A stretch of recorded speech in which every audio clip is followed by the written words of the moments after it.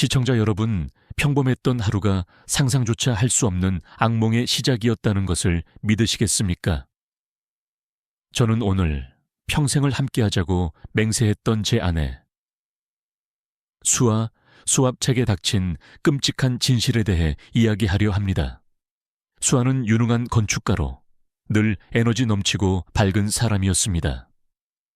하지만 몇 달 전부터 이상하게 기력이 없고 안색이 창백해지기 시작했죠.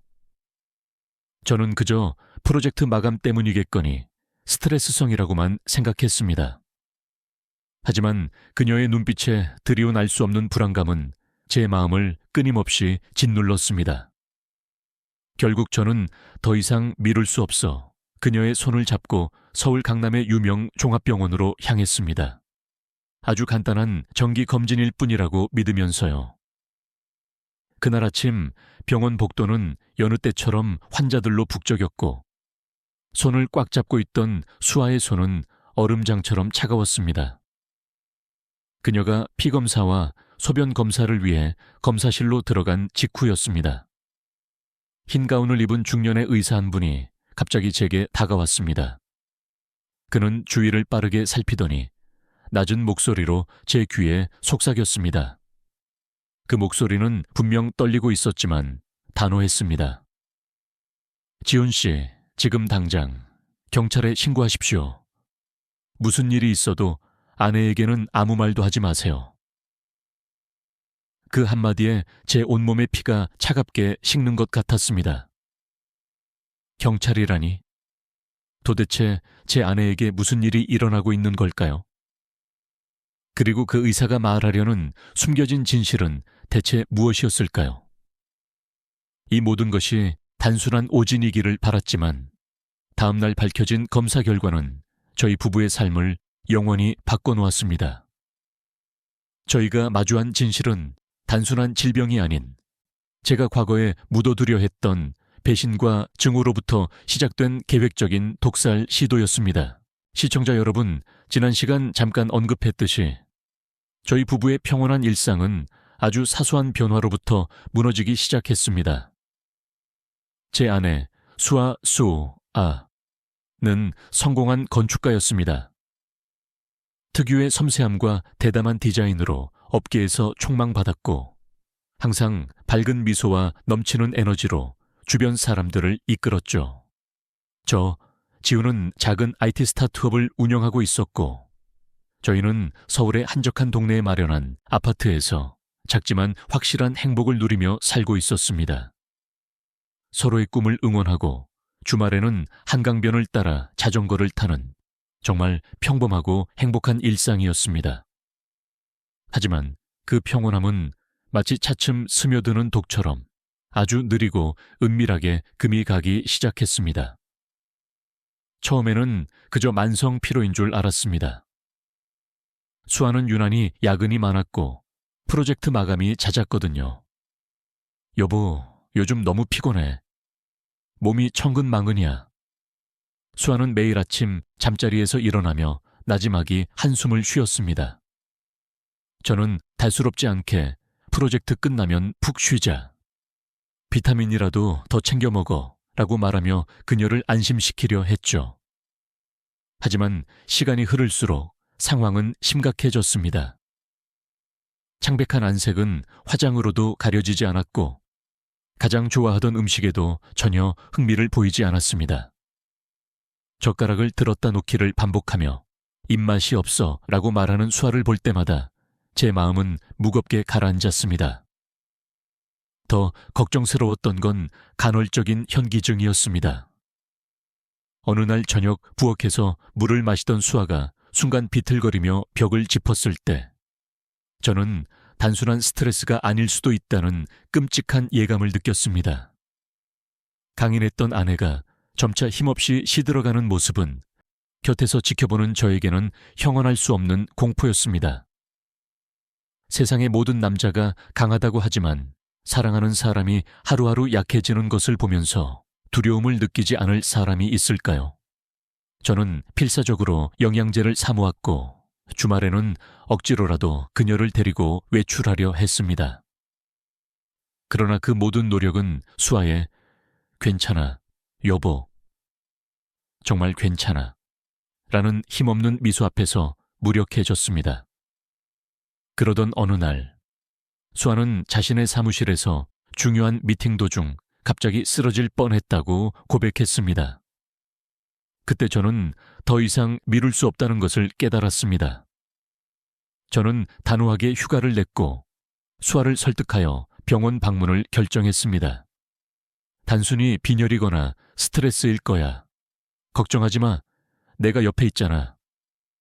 저는 수에게 끊임없이 확신을 주었지만 사실 제 마음속 한구석은 이미 불안감으로 가득 차 있었습니다. 그렇게 도착한 곳은 서울의 한 대형 종합병원. 아침 시간의 병원은 사람들로 인산인해를 이루었고 복도는 환자들로 가득했습니다. 수아는 제 손을 꽉 잡았는데 그 손은 마치 얼음처럼 차가웠고 그녀의 시선은 무언가를 불안해 타는 듯 주변을 맴돌았습니다. 저는 그녀를 안심시키기 위해 손을 더욱 단단히 잡았습니다. 수아는 작게 고개를 끄덕이며 입술을 꾹 다문 채 검사실로 들어섰습니다. 피검사와 소변검사 등 기본적인 정밀검사가 진행될 예정이었습니다. 저는 밖에 낡은 플라스틱 의자에 앉아 초조하게 기다렸습니다. 스피커에서는 환자의 이름을 부르는 소리가 끊임없이 울려 퍼졌고 코를 찌르는 강한 소독약 냄새는 제 심장을 더욱 빠르게 뛰게 만들었습니다. 제발 검사 결과가 정상으로 나와서 저희의 아늑한 보금자리로 안심하고 돌아갈 수 있기를 간절히 기도할 뿐이었습니다. 약 10분 정도 지났을까요? 제가 깊은 생각에 잠겨 있을 때 흰 가운을 입은 중년의 의사 한 분이 천천히 제 쪽으로 걸어왔습니다. 그는 주변을 한번 쓱 둘러보더니 이내 저에게 시선을 고정했습니다. 그는 복도를 가로질러 제 앞에 멈춰 섰습니다. 지훈 씨, 되십니까? 그의 목소리는 차분했지만 어딘가 모르게 긴장감이 서려 있었습니다. 저는 네, 맞습니다. 라고 대답하며 의아한 표정으로 그를 올려다봤습니다. 수아의 검사 결과가 벌써 나왔을 리가 없었기 때문입니다. 의사는 주저하지 않고 몸을 숙여 제 귀에 바짝 다가와 속삭였습니다. 그의 숨결이 제 귓가에 닿았고 목소리는 미세하게 떨리고 있었지만 그가 전하는 메시지는 너무나 명확하고 단호했습니다. 복도의 소음 속에서도 그 말은 또렷하게 박혀왔습니다. 지금 즉시 경찰에 신고하십시오. 그리고 아내분께는 절대 아무것도 말씀하시면 안 됩니다. 이건 아주 위험한 상황입니다. 저는 순간 제 귀를 의심하며 얼어붙었습니다. 온몸에 전기가 흐르는 듯한 충격을 느꼈습니다. 제 입에서는 반사적으로 질문이 터져 나왔습니다. 네, 경찰이요. 제 아내와 무슨 관계가... 의사는 복도를 한 번 더 재빨리 훑어보더니 심각한 눈빛으로 저를 바라보았습니다. 그는 더 이상 아무런 설명도 하지 않고 몸을 돌려 인파 속으로 사라졌습니다. 저는 그 자리에 못 박힌 듯 앉아 있었습니다. 머릿속이 새하얗게 변하며 무슨 일이 벌어지고 있는지 도저히 이해할 수 없었습니다. 심장은 미친 듯이 날뛰었고 식은땀이 관자놀이를 타고 흘러내렸습니다. 지극히 착하고 순수한 제 아내가 왜 경찰과 관련될 만한 일을 겪어야 하는 걸까요? 혹은 의사가 심각한 질병을 발견하여 당국에 알려야 하는 상황인 걸까요?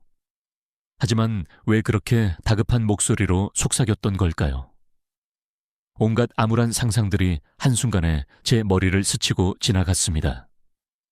저는 당장이라도 검사실 문을 박차고 들어가 상황을 따져 묻고 싶었지만 문은 굳게 닫혀 있었고 붉은 램프는 여전히 켜져 있었습니다. 저는 그저 흐르는 시간의 매 순간이 고문처럼 느껴지는 그 자리에 앉아 의사의 충격적인 속삭임을 되뇌일 수밖에 없었습니다. 의사가 속삭이고 사라진 후 저는 몇 분 동안 그 자리에 돌처럼 굳어 있었습니다. 온몸에 소름이 돋았고 머릿속은 수많은 질문들로 폭주했습니다. 경찰에 신고하라니? 왜? 무슨 일이 수에게 일어나고 있는 거지? 단순한 건강 문제라면 공공연하게 말하면 될 것을 왜 그렇게 숨기듯 귀에 속삭였을까요? 혹시 의사가 심각한 병의 출처나 원인을 당국이 조사해야 한다는 의미에서 경찰을 언급한 것일까요? 하지만 그의 목소리에 담긴 긴급함과 단호함은 단순한 의료 문제가 아님을 직감하게 했습니다. 온갖 어두운 생각들이 파도처럼 밀려왔지만 저는 이성을 되찾으려고 애썼습니다. 만약 이 상황을 수에게 말한다면 안 그래도 불안해하는 그녀가 얼마나 큰 충격을 받을까요? 저는 아내를 보호해야 한다는 생각 하나로 간신히 제자리에 앉아 있었습니다. 얼마 후 검사실 문이 열리고 수아가 걸어 나왔습니다. 그녀는 여전히 창백했지만 표정은 전과 다름없이 덤덤했습니다. 손에는 작은 검사 용기를 들고 있었습니다. 저는 더욱 혼란스러워졌습니다. 제 마음속에서는 표현할 수 없는 경랑이 휘몰아치고 있었지만 수에게는 그 어떤 내색도 할 수 없었습니다. 저는 그저 어색하게 미소 지으며 말했습니다. 고생 많았지? 목마르지 않아? 물 한 잔 마시자. 수아는 제 눈빛에서 무언가를 읽어내려는 듯 저를 한참 동안 응시하더니 이내 작게 미소 지으며 고개를 끄덕였습니다. 우리는 계속해서 안내에 따라 전문의의 진료실 앞에서 결과를 기다렸습니다. 기다리는 동안 저는 빨리 경찰에 신고하십시오 라는 그 속삭임을 수천 번 되뇌었습니다. 그 한마디가 마치 저주처럼 제 뇌리에 각인되어 반복되었습니다. 저는 주변을 맴돌며 그 의사를 다시 찾으려 했습니다. 복도 구석구석을 훔쳐봤지만 그는 이미 인파 속에 완전히 사라지고 없었습니다. 기묘한 불안감이 저를 짓눌렀고 저는 도저히 가만히 앉아 있을 수 없었습니다. 저는 가끔 수아를 곁눈질로 훔쳐보았습니다. 그녀가 가끔 가슴을 움켜쥐고 작게 기침하는 모습을 볼 때마다 저는 주먹을 꽉 쥐고 스스로에게 다짐했습니다. 진정해. 조금만 더 기다려. 기회를 봐서 그 의사를 다시 만나 자세히 물어보자. 제 마음속에서는 두려운 생각들이 끊임없이 충돌했습니다. 한편으로는 수아가 무서운 병에 걸렸고 병의 출처를 조사하기 위해 경찰이 필요하다는 의미일까 두려웠습니다. 다른 한편으로는 혹시 수아가 저에게 무언가를 숨기고 있는 것은 아닌가 하는 의심이 고개를 들었지만 저는 곧바로 그 생각을 떨쳐냈습니다. 수아는 현명하고 착한 아내였고 지난 10년 넘게 함께 살면서 단 한 번도 저를 속인 적이 없었습니다. 그녀의 사소한 습관 하나하나까지 잘 아는 제가 그녀에게 이런 엄청난 비밀이 있을 것이라고는 상상조차 할 수 없었습니다. 1시간 정도 지났을까요? 저희는 부장의사의 진료실로 불려 들어갔습니다. 안경을 쓴 의사는 두꺼운 서류 뭉치를 뒤적이더니 날카로운 눈빛으로 저를 똑바로 응시했습니다. 그리고 시선을 수에게로 옮겼습니다. 그는 수아의 생활 습관과 과거 병력에 대해 몇 가지 질문을 던졌습니다. 수아는 천천히 대답했지만 시선은 약간 회피하는 듯 했습니다. 저는 옆에 앉아 공기 중에 흐르는 팽팽한 긴장감을 선명하게 느낄 수 있었습니다. 그때 의사는 무언가 중요한 말을 하려는 듯 헛기침을 했습니다. 하지만 저와 눈이 마주치자 그는 말을 멈추고 목소리를 낮추었습니다. 일단 두 분은 귀가하셔서 자세한 결과를 기다려 주십시오. 내일 다시 오시면 그때 결과를 받으실 수 있습니다. 그는 잠시 망설이더니 경고의 의미가 담긴 듯한 눈빛으로 저를 뚫어지라 응시했습니다. 저는 직감했습니다. 그 의사의 속삭임은 결코 우연이 아니었다는 것을. 집으로 돌아오는 길, 수아는 이상할 정도로 말이 없었습니다. 저는 운전하면서도 마음속으로는 완전히 혼란스러웠습니다. 솔직하게 물어보고 싶었지만 아내를 상처 입힐까봐 두려웠습니다. 몇 번이나 입을 열려다가도 닫았습니다. 저희에게 너무나 익숙하고 아늑했던 작은 아파트가 그날따라 몹시 낯설고 차갑게 느껴졌습니다. 수아는 의자에 앉아 멍하니 먼 곳을 응시했고 입술을 굳게 다물고 있었습니다. 저는 저녁 식사 재료를 사온다는 핑계로 집을 나섰지만 사실은 그 의사를 다시 만나 자세한 상황을 듣고 싶어 병원으로 되돌아갔습니다. 하지만 진료관은 이미 문을 닫았고 불이 꺼진 진료실 안에는 청소 아주머니의 모습만 보일 뿐이었습니다. 저는 납덩이처럼 무거운 마음으로 집으로 돌아왔습니다. 그날 밤 저는 밤새도록 뒤척이며 잠을 이룰 수 없었습니다. 수아는 옆에서 얕은 숨을 쉬며 누워 있었지만 저는 그녀의 어깨가 이따금 떨리는 것을 알아차렸습니다. 제가 조심스럽게 손을 얹으며 "왜 그래? 무슨 일 있어?" 라고 물으려 하자 수아는 그저 벽 쪽으로 몸을 돌리며 나지막이 말했습니다. "아무것도 아니야. 빨리 자, 여보." 그녀의 목소리는 무언가 말 못할 사정을 안고 있는 듯 갈라져 있었습니다. 저는 일어나서 아내의 뒷모습을 말없이 바라보았습니다. 제 마음속에서는 전례 없는 불안감이 솟아올랐습니다. "빨리 경찰에 신고하십시오." 그 말이 저주처럼 제 머릿속을 수없이 맴돌았습니다. 저는 직감했습니다. 이 순간부터 우리의 가족 생활은 더 이상 예전처럼 평온하지 않을 것이라는 것을. 어떤 비밀이 서서히 드러나고 있었고 그 비밀은 저희를 상상도 할 수 없는 소용돌이 속으로 끌어들이고 있었습니다. 내일이 오는 것이 두려웠습니다.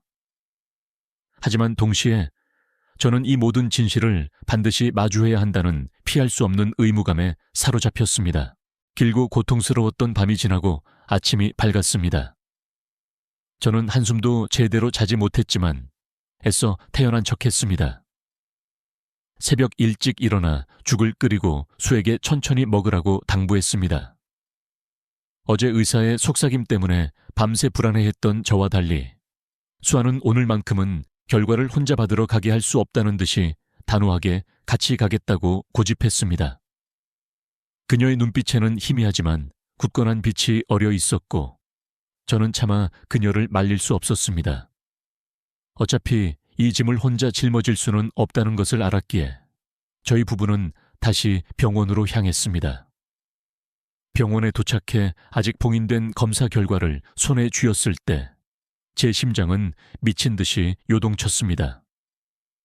곧 부장의사의 진료실로 들어섰습니다. 의사는 어제보다 훨씬 엄숙한 표정으로 저희를 바라보았습니다.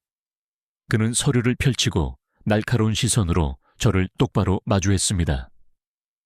그는 마치 잔잔한 호수에 돌을 던지듯 한마디 한마디를 느리고 무겁게 뱉어냈습니다.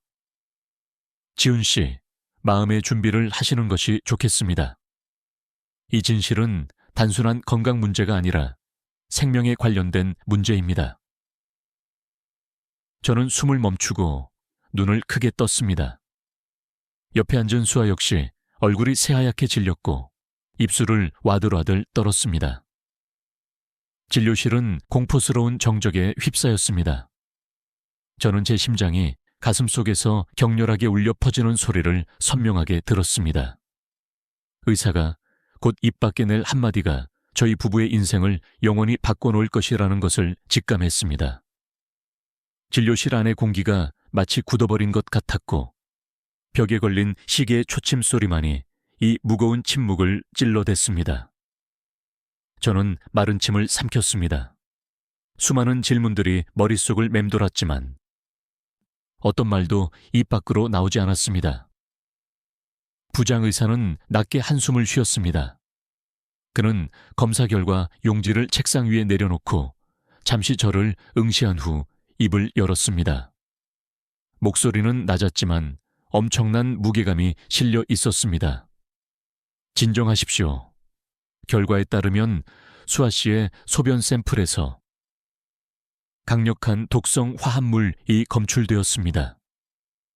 이것은 일반적으로 강력 범죄, 특히 계획적인 독살 시도에서나 사용되는 물질입니다. 따라서 우리는 어제 담당 의사를 통해 지훈 씨께 경찰 신고를 강력히 권고할 수밖에 없었습니다. 그 말을 듣는 순간 제 온몸은 완전히 얼어붙었습니다.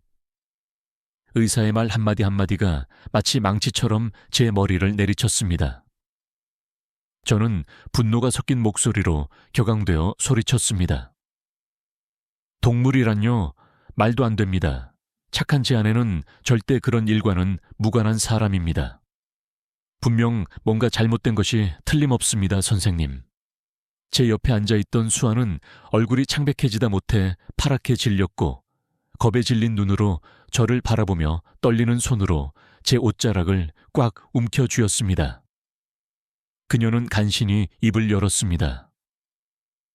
제가 어떻게 이런 일이 벌어졌는지 모르겠어요. 이상한 것을 먹거나 만진 기억이 전혀 없어요. 수아의 목소리는 금방이라도 울음을 터뜨릴 듯 갈라져 있었습니다. 의사는 손가락으로 책상을 톡톡 두드리며 엄숙하면서도 동정적인 눈빛으로 말했습니다. 우리는 매우 정밀하게 검사했습니다. 이 물질은 인체에서 자연적으로 생성될 수 있는 것이 아닙니다.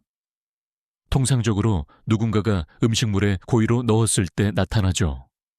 이것은 단순히 수아 씨의 건강 문제가 아니라 생명에 직결된 문제입니다. 만약 조금만 더 발견이 늦었더라면 돌이킬 수 없는 결과로 이어졌을 것입니다. 그는 잠시 말을 멈추더니 목소리를 더욱 낮추었습니다. 바로 그 때문에 저는 어제 지훈 씨께 귀띔을 했던 것입니다. 이거는 절대 가볍게 넘길 수 있는 사안이 아닙니다. 이것은 수아 씨를 해치려는 명확한 의도가 있었다는 증거입니다. 저는 그 말을 듣고 심장을 쥐어짜는 듯한 질식감을 느꼈습니다. 그렇다면 내 아내가 독살당할 뻔했다는 말인가? 누가 감히 이렇게 잔인한 짓을 저지를 수 있단 말인가? 저는 수아의 손을 꽉 잡았습니다. 아내의 손은 악몽에서 막 깨어난 사람처럼 차가웠고 식은땀이 배어나왔습니다. 저는 의사의 눈을 똑바로 쳐다보며 이를 악물고 물었습니다. 선생님, 솔직히 말씀해 주십시오. 얼마나 심각합니까? 제 아내를 살릴 수 있습니까?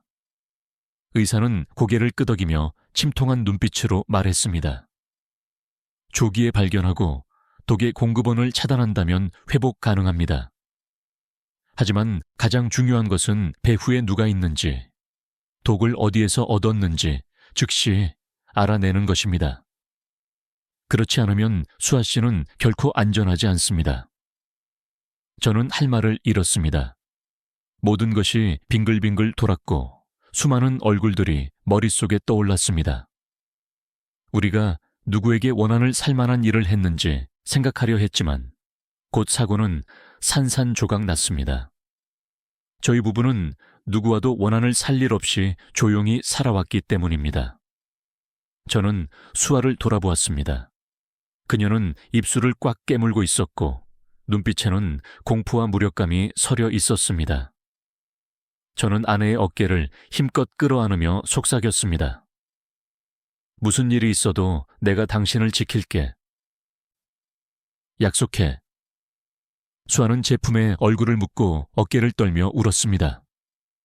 의사는 조용히 말을 이었습니다. 두 분은 이 사실을 비밀로 하고 다른 누구에게도 알리지 마십시오. 제가 관련 서류를 수사기관에 넘기겠습니다. 하지만 다시 한번 말씀드립니다. 수아 씨의 생명이 위협받고 있습니다. 지훈 씨가 각별히 주의해야 합니다. 그는 말을 멈추고 무언가 더 당부하려는 듯 저를 바라보았지만 이내 입을 다물었습니다. 아마도 사소한 실수 하나라도 배후의 범인을 자극할까 두려워하는 것 같았습니다. 저희는 무거운 마음으로 진료실을 나왔습니다. 수아는 제 손을 너무 세게 쥐고 있어서 그녀의 손톱이 제 살을 파고드는 것을 느낄 수 있었습니다. 병원 문을 나서자 아침 햇살이 쏟아졌지만 제 눈에는 모든 것이 잿빛으로 보였습니다. 저희는 이제 생명을 건 전쟁의 입구에 서 있었습니다. 병원에서 돌아온 그날부터 저는 평범한 남편이 아닌 아내를 지키는 방패, 그리고 어둠 속에 숨은 진실을 파헤치는 수사관이 되어야 했습니다. 집으로 돌아오는 내내 저는 머릿속으로 모든 가능성을 계산했습니다. 가장 먼저 해야 할 일은 이 복잡한 상황을 해결해 줄 조력자를 찾는 것이었습니다. 저는 주저없이 경찰 내부에서 일하는 오랜 친구 타우에게 연락했습니다. 제 목소리는 떨렸지만 상황을 간결하고 명확하게 설명했습니다. 독성 물질, 의사의 긴급 경고, 그리고 생명의 위협까지. 타요는 제 이야기를 듣고 잠시 침묵하더니 평소의 쾌활함과는 거리가 먼 엄중한 목소리로 말했습니다. 지훈아, 이건 매우 심각한 문제다. 절대 경솔하게 행동해서는 안 돼. 정보를 철저히 비밀에 붙이고 수아를 둘러싼 모든 것을 주의 깊게 지켜봐. 우리가 극비리에 수사를 개시할 테니. 태우의 말은 저를 더욱 불안하게 만들었지만 동시에 제가 이 상황에서 기댈 수 있는 유일한 버팀목이 되어주었습니다. 적어도 저는 이제 더 이상 혼자가 아니었습니다.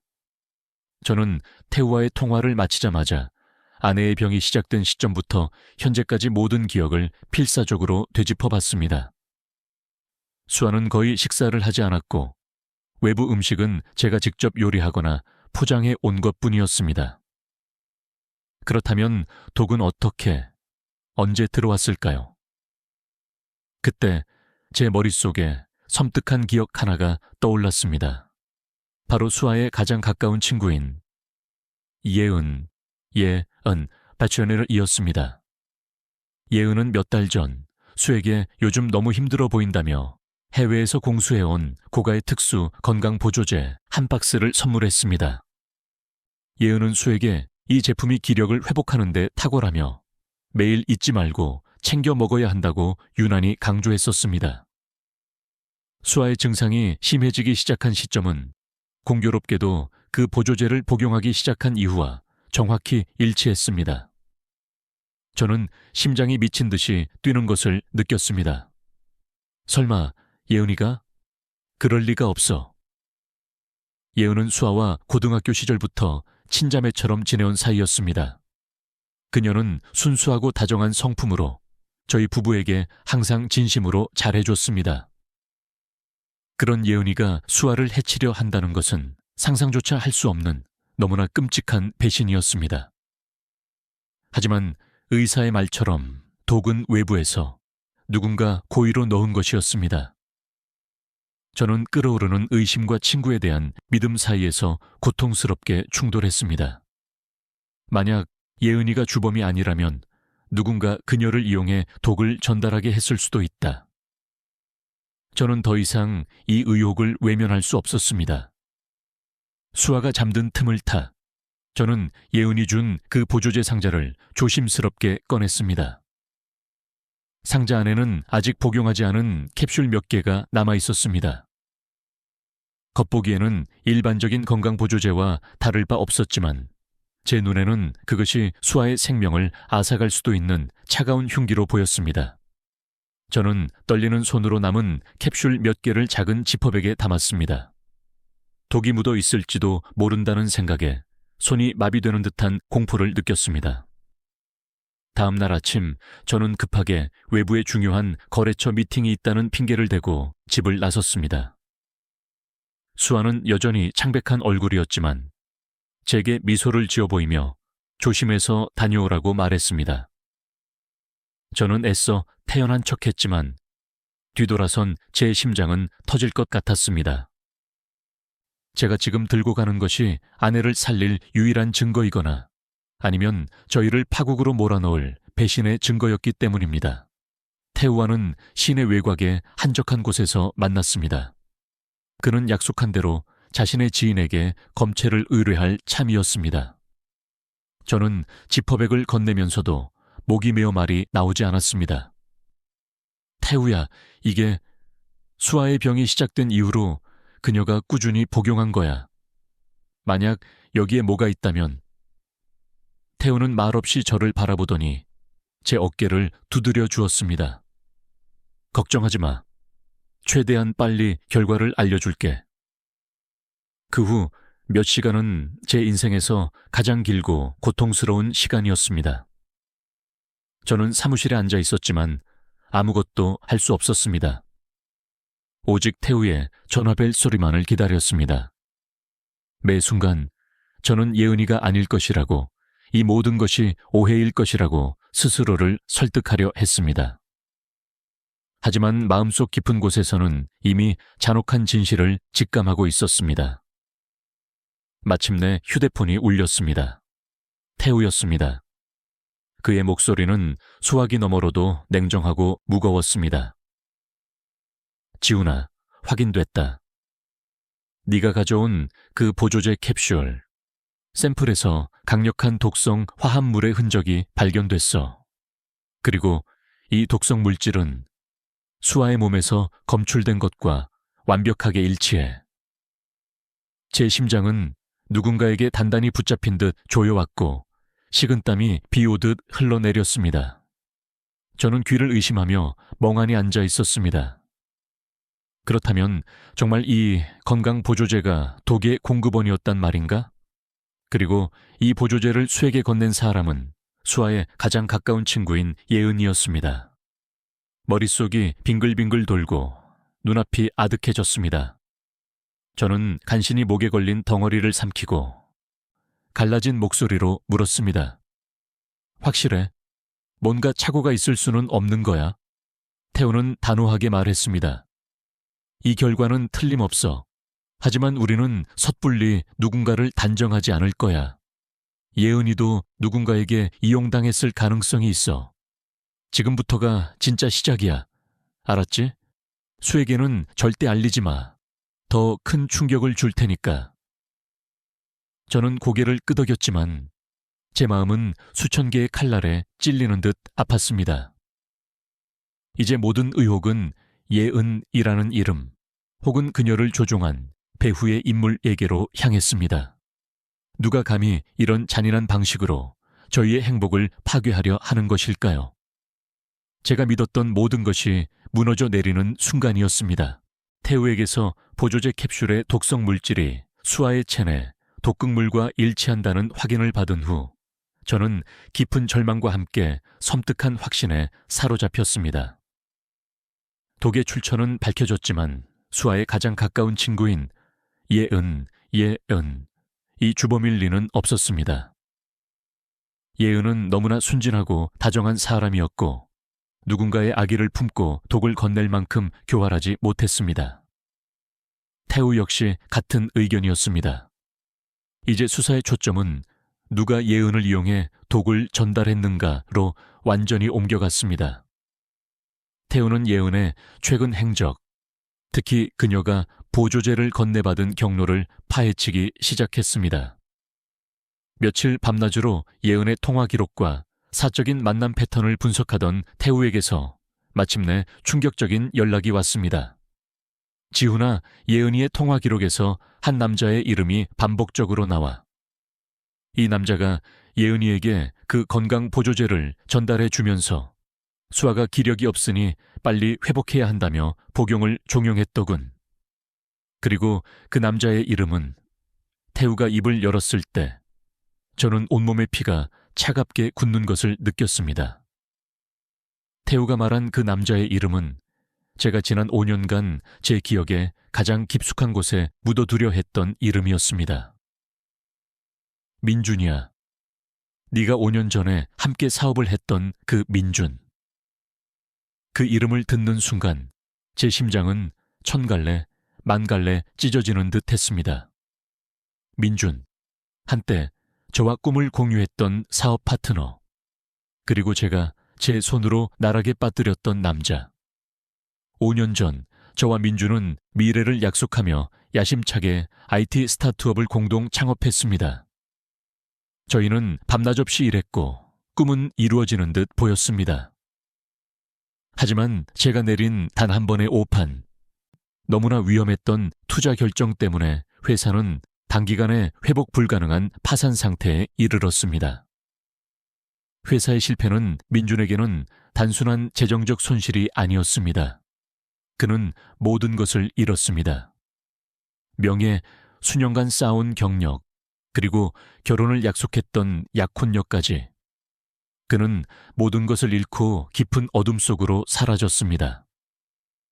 저는 그에게 평생 갚지 못할 죄책감을 느꼈지만 당시 저 역시 모든 것을 잃은 상태였기에 그를 찾아 용서를 빌 엄두조차 내지 못했습니다.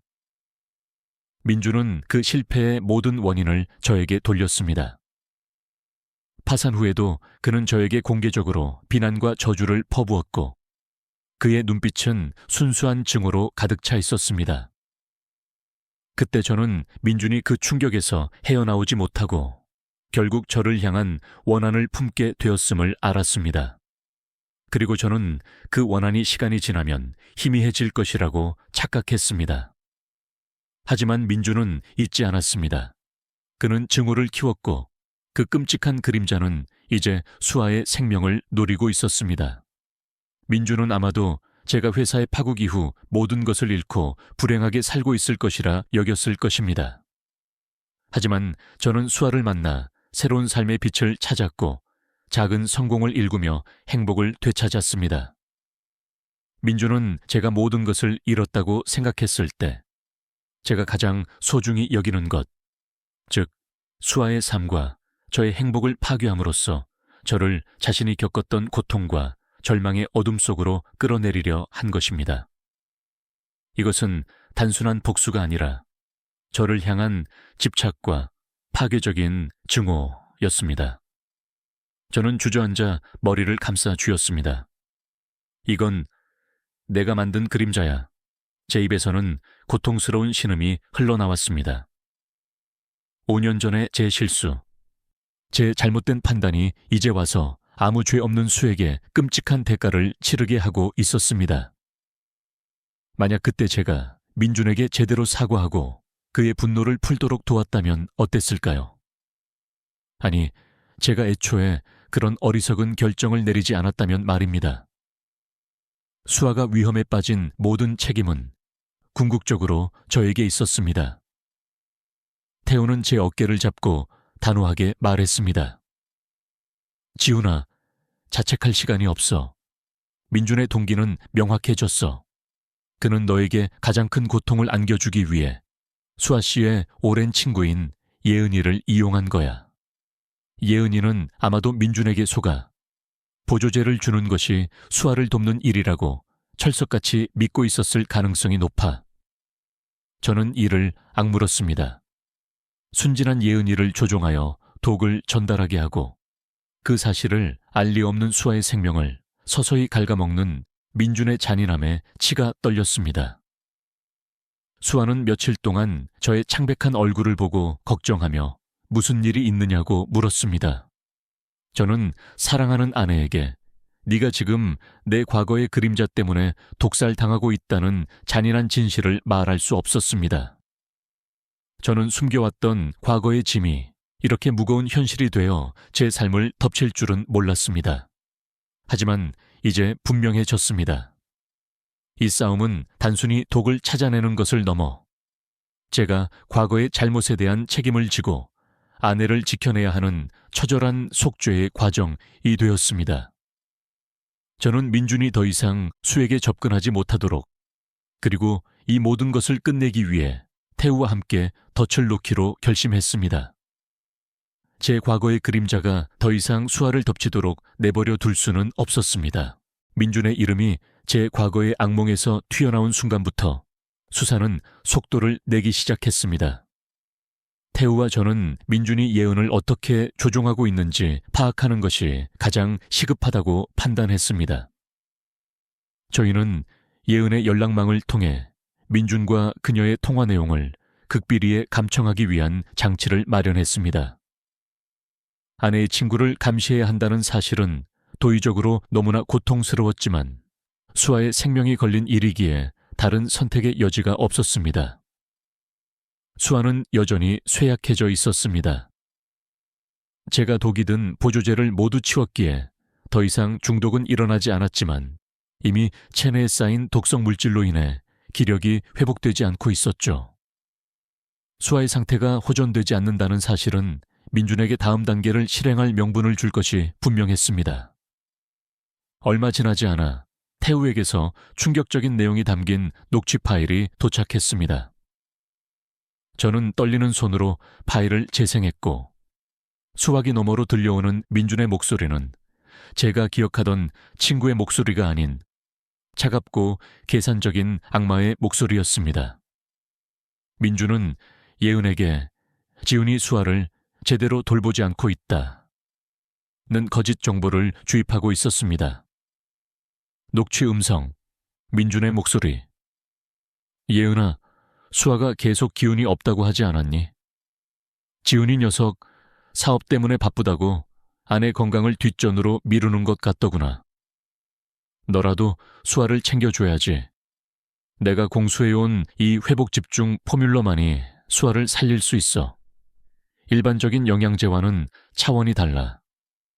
당장 지훈이 몰래라도 수에게 복용하게 해야 해. 녹취 음성, 예은의 목소리. 네, 민준 오빠. 수아가 너무 안쓰러워요.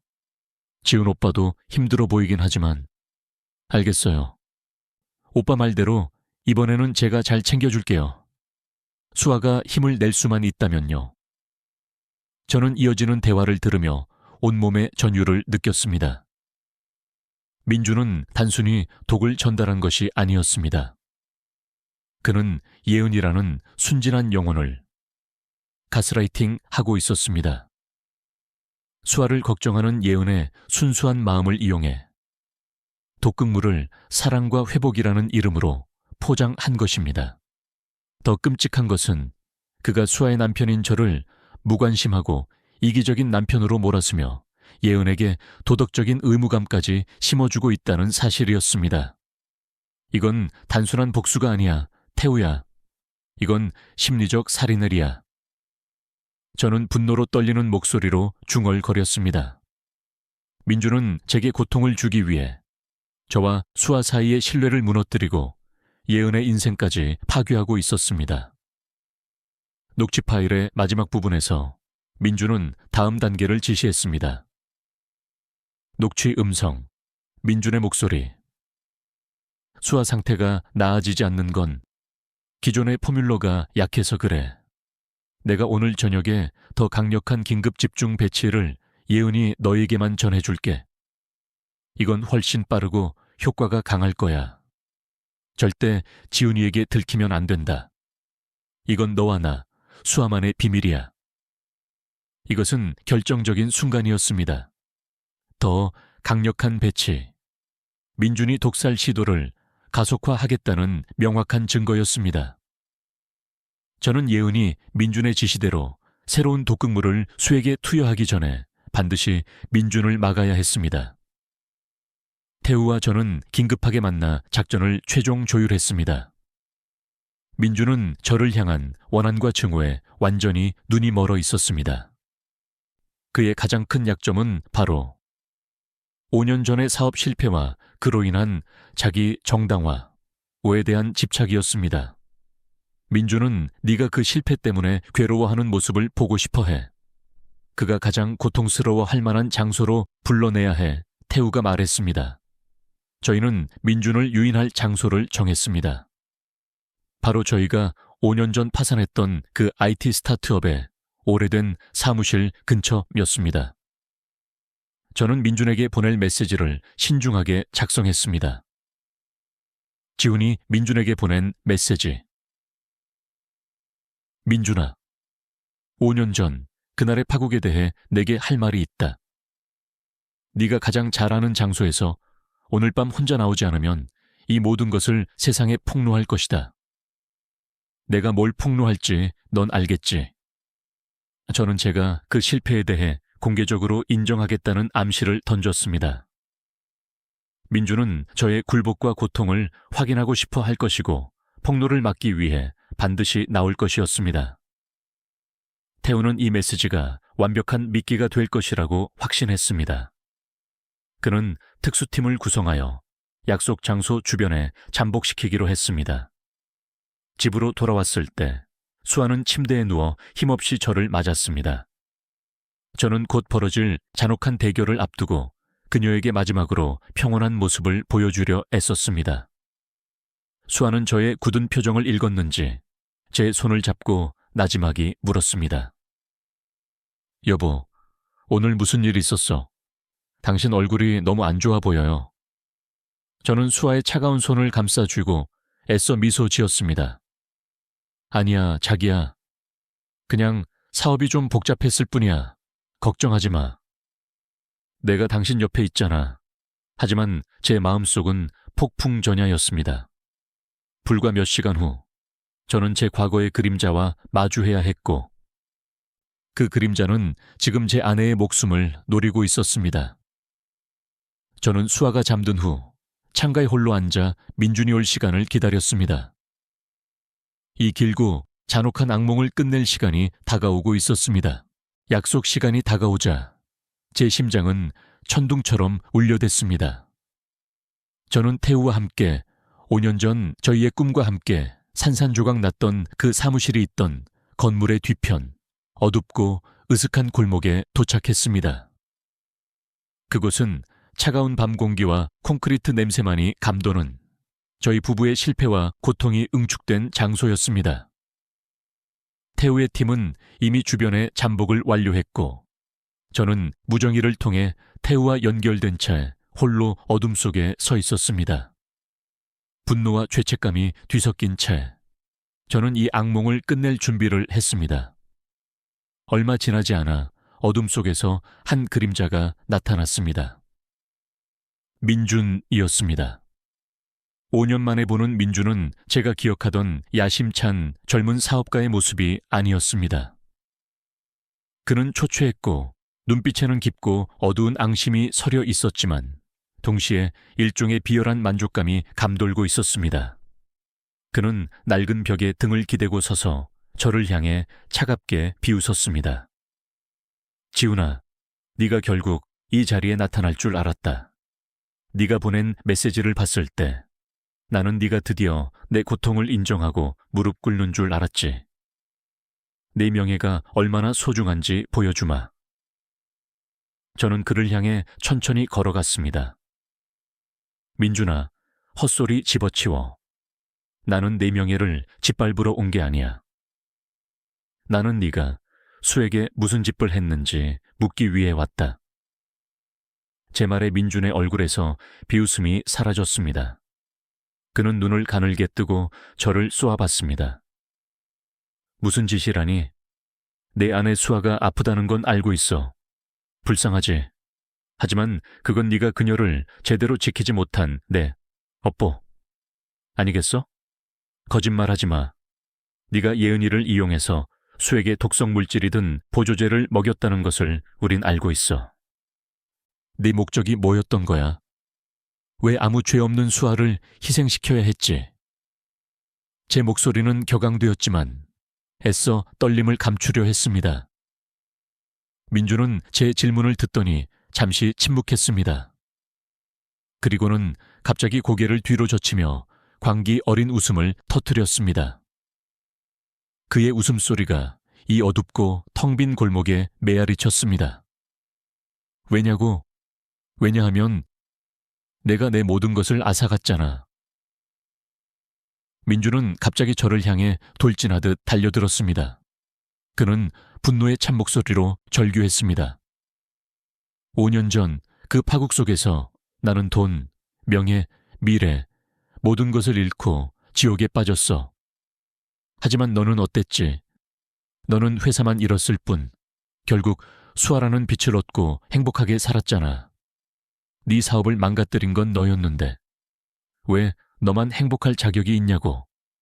그의 눈빛은 순수한 증오로 이글거렸습니다. 너는 파국 속에서도 사랑을 붙잡았지. 그래서 나는 네가 가진 가장 소중한 것, 내 행복의 상징인 수아를 잃는 고통을 똑같이 느끼게 해주고 싶었어. 네가 가진 가장 깨끗하고 순수한 것을 더럽히는 것이 내게는 가장 공평한 복수였으니까. 저는 민준의 증오가 얼마나 깊고 병적인지 깨닫고 온몸이 얼어붙었습니다.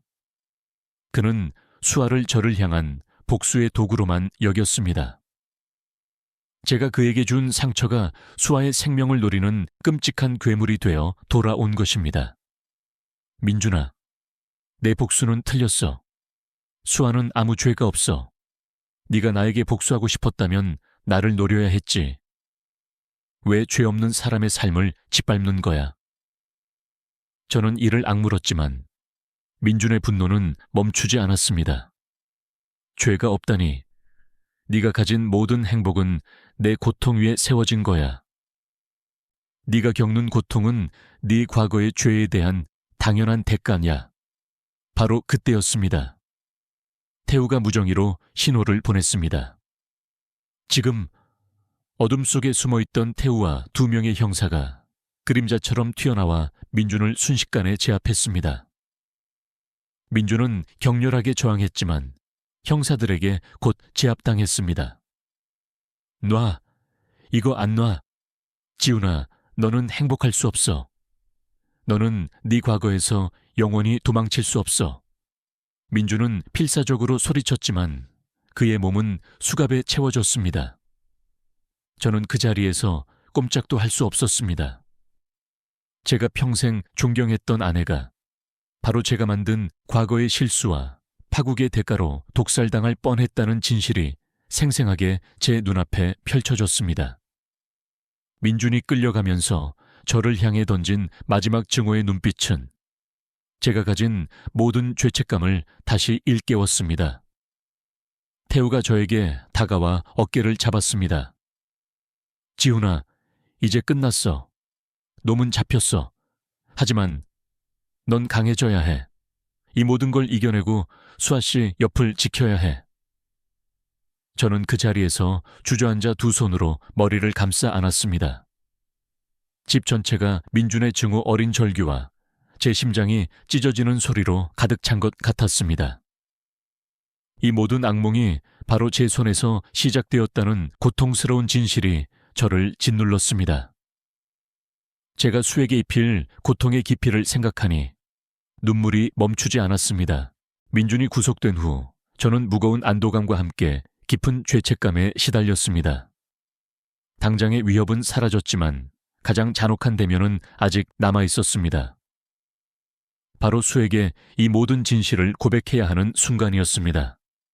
저는 제 과거의 실패가 그녀의 생명을 앗아갈 뻔했다는 사실을 어떻게 전달해야 할지 알 수 없었습니다.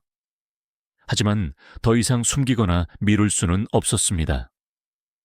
저희 관계는 완벽한 투명성 위에서만 다시 설 수 있었습니다. 새벽녘, 저는 수아가 잠에서 깬 것을 확인하고 조용히 거실로 불렀습니다. 그녀는 여전히 창백했지만 제 얼굴을 보자마자 안도감과 걱정이 뒤섞인 눈빛으로 다가왔습니다. 여보, 당신 어젯밤에 어디 갔다 온 거예요? 무슨 일 있었죠? 당신이 나간 뒤부터 계속 불안했어요. 저는 수아를 소파에 앉히고 그녀의 차가운 손을 꽉 잡았습니다. 저는 숨을 고르고 모든 것을 털어놓기 시작했습니다. 의사의 긴급 경고부터 민준의 정체, 그리고 5년 전의 사업 실패와 민준의 파괴적인 복수심까지 저는 숨김없이 모든 사실을 고백했습니다. 제 목소리는 처음에는 떨렸지만 곧 속죄의 의무감으로 단호해졌습니다. 수아, 당신의 병은 우연이 아니었어. 내가 5년 전에 저지른 실수 때문에 민준이 나를 향한 복수로 당신을 노린 거야. 당신이 내 가장 소중한 행복이었기 때문에 당신은 내 과거의 그림자 때문에 희생될 뻔했어. 미안해. 내가 그동안 이 사실을 숨긴 것도 나를 용서하지 않아도 괜찮아. 수아는 제 말을 듣는 내내 얼어붙어 있었습니다. 눈은 크게 떠졌고 입술은 미세하게 떨렸습니다.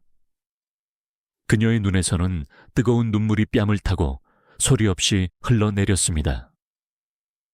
그녀의 세계가 완전히 와해되는 소리가 들리는 듯 했습니다. 잠시 후 수아는 두 손으로 얼굴을 감싸쥐고 흐느끼기 시작했습니다. 왜 나여야 했어요, 여보?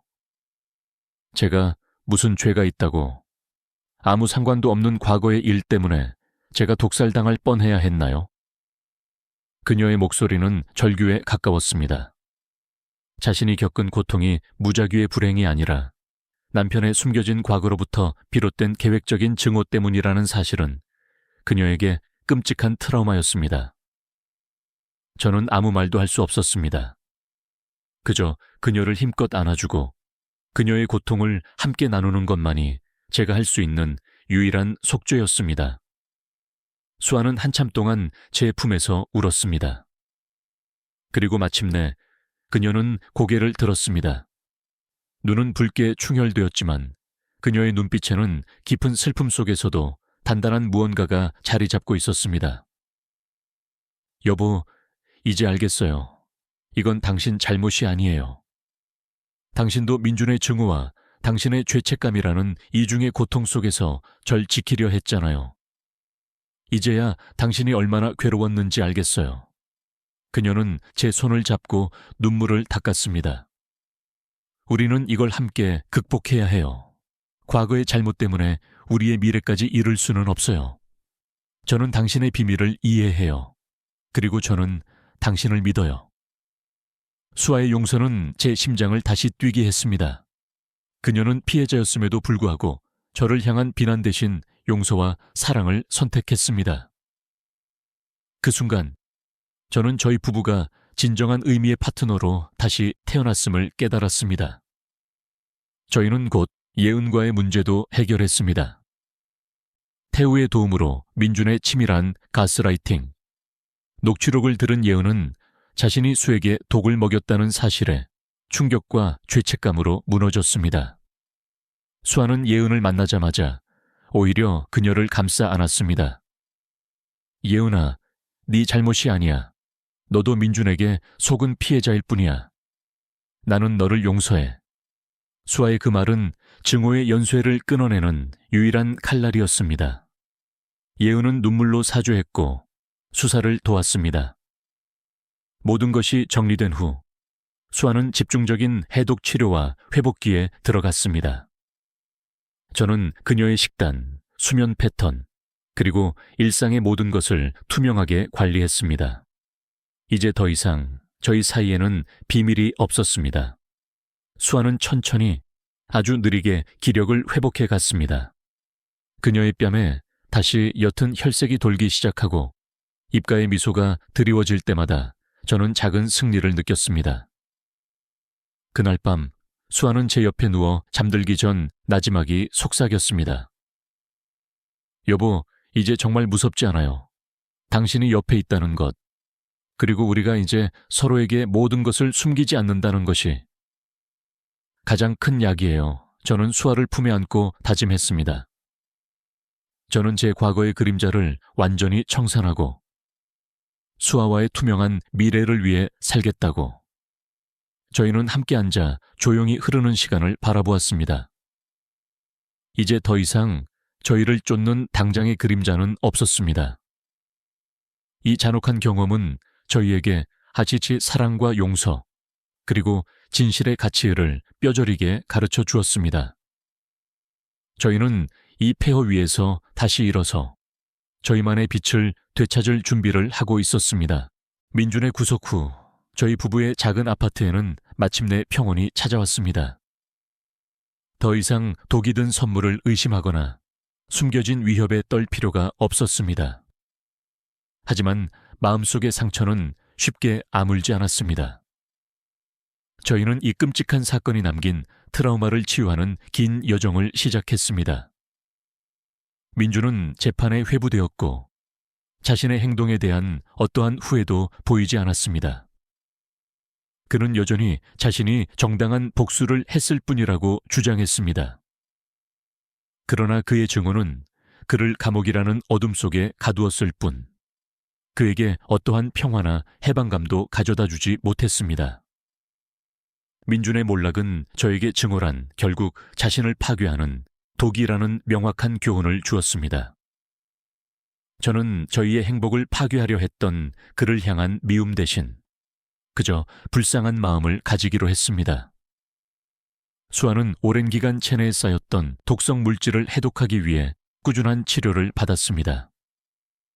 저는 회복에 집중할 수 있도록 수아를 데리고 도시를 떠나 강원도의 한 조용한 곳으로 향했습니다.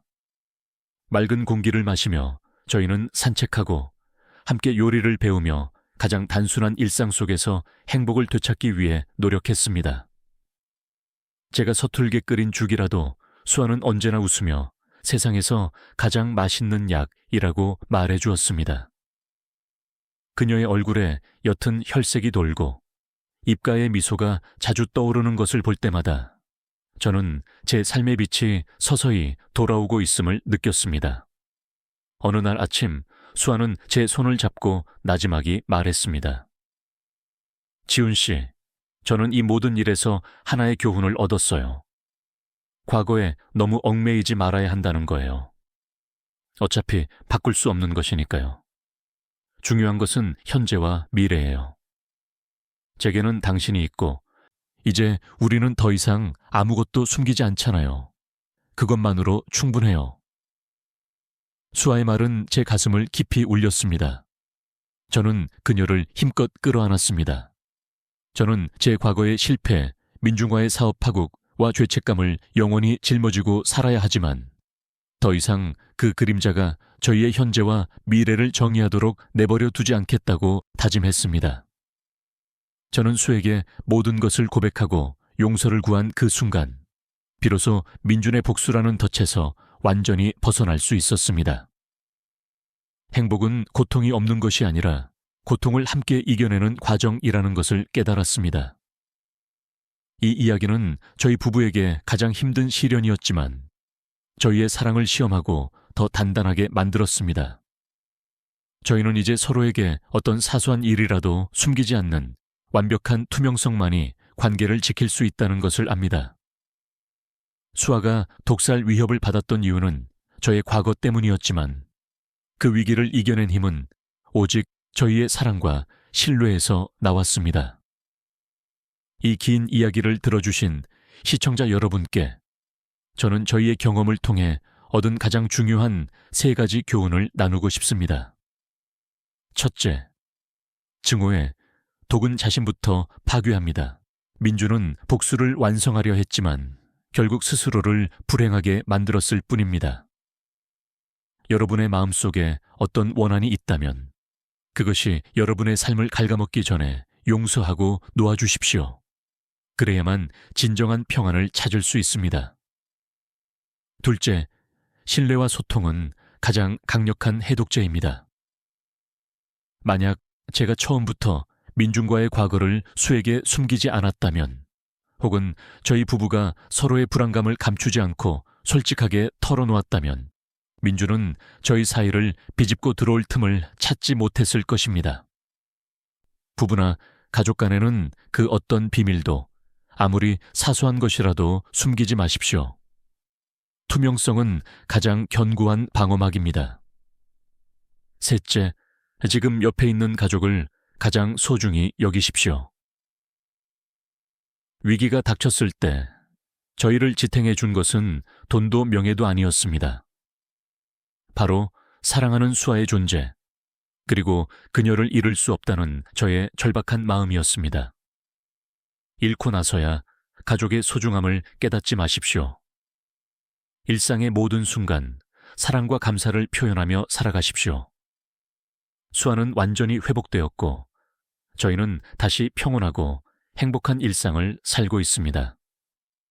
저희의 이야기가 여러분의 마음에 울림을 주었다면 부디 채널 구독과 좋아요를 눌러주시고 이 영상의 댓글부로 여러분의 소중한 생각을 나눠주십시오. 여러분의 관심 하나하나가 저희가 계속해서 진솔하고 의미 있는 삶의 이야기를 전할 수 있는 원동력이 됩니다. 긴 이야기 끝까지 시청해 주셔서 감사합니다. 여러분과 여러분의 가정에 항상 평온과 행복이 가득하기를, 그리고 일상의 모든 순간 속에서 사랑을 지켜나가시기를 진심으로 기원합니다.